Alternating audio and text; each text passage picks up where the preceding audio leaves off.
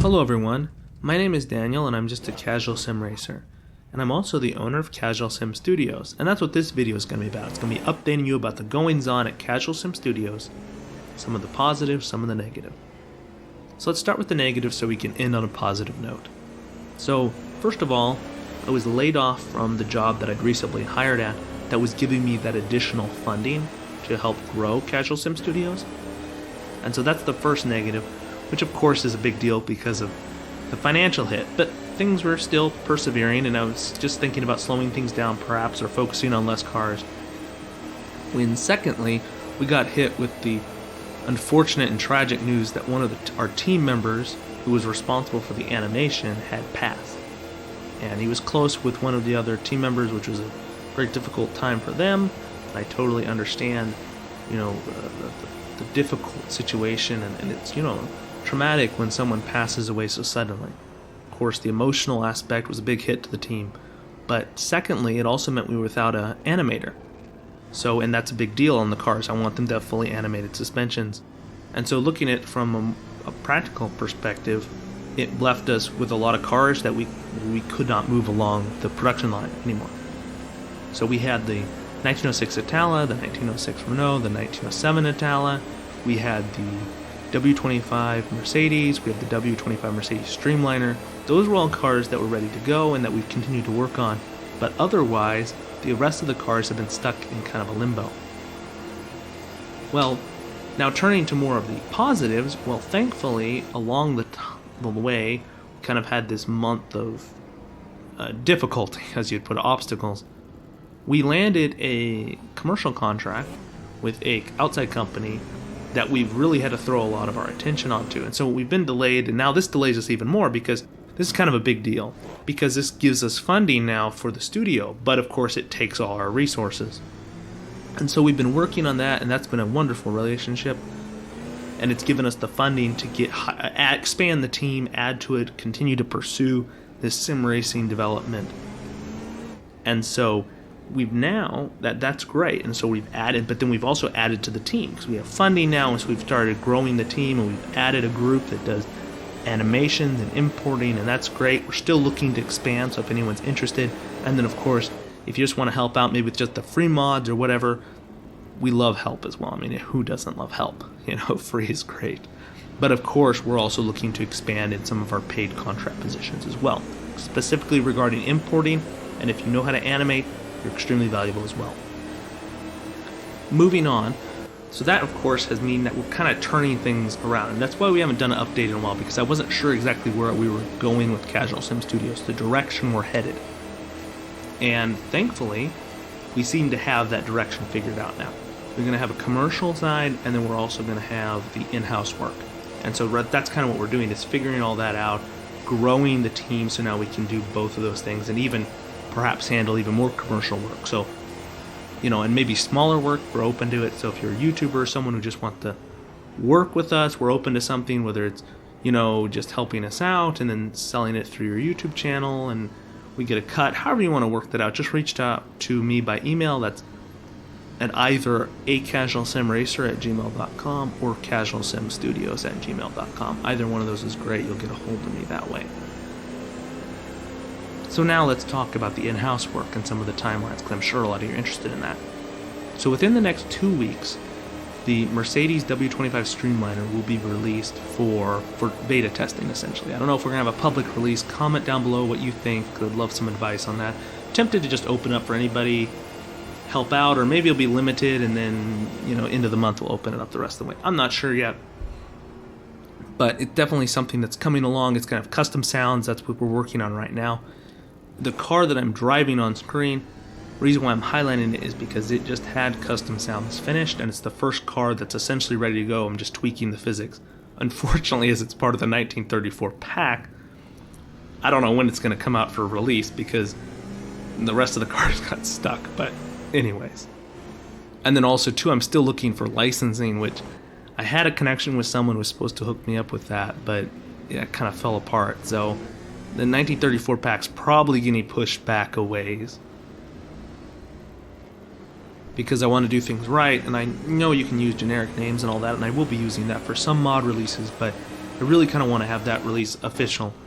And, you know, with the Bugatti and Alfa Romeo and Maserati and, you know, Mercedes, those are all going to need licensing. And the auto union, I would like to get permission if possible, at least, even though we probably don't need licensing for that since it's no longer a trademark name. Still, you want to go up the right way. So that's one thing that I'm working on. It's probably getting pushed back a ways. Now, the Donna Speed Pack, this is one thing that I would love feedback on, is one car short. The Locomobile got caught out.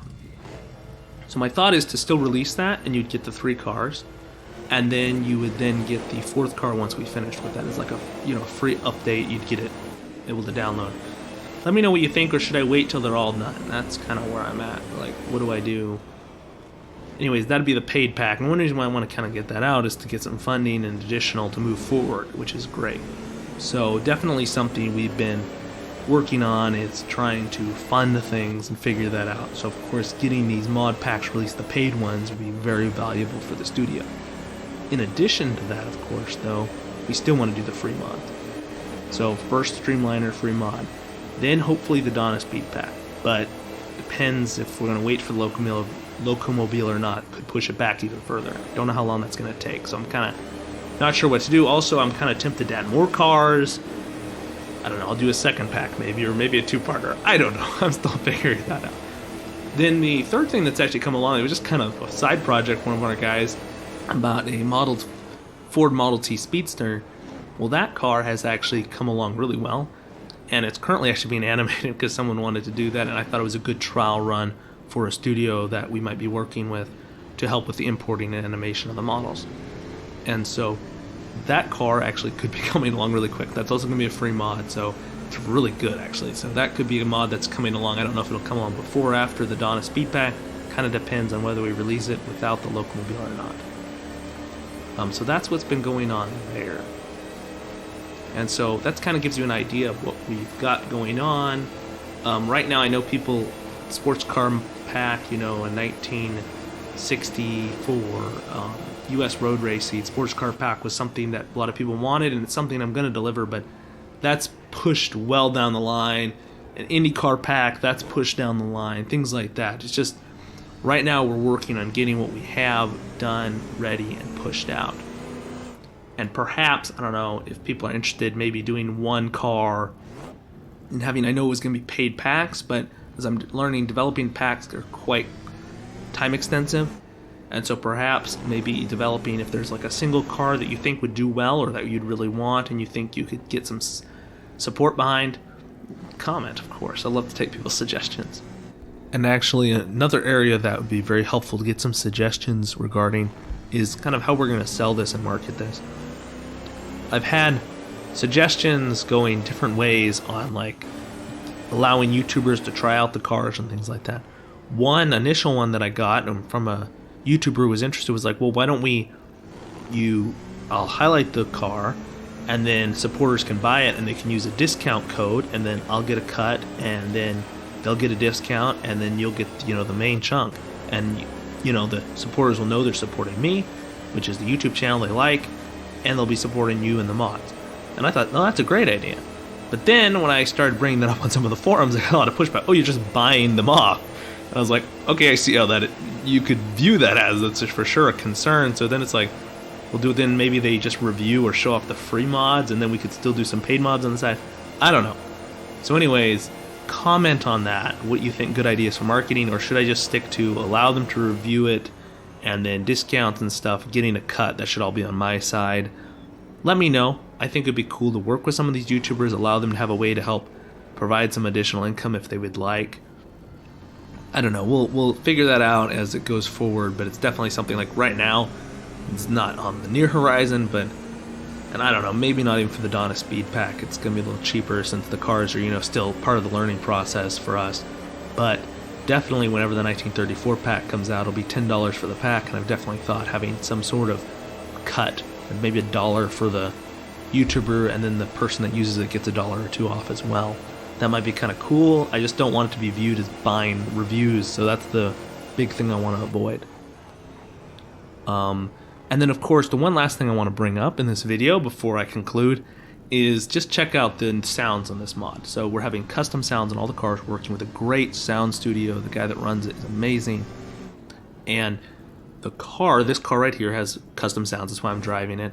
And you can hear that, and before the video ends, there'll be a good amount you'll be able to watch and see half the video of the cars going around and racing. You'll be able to hear the sounds of the cars. Just fantastic.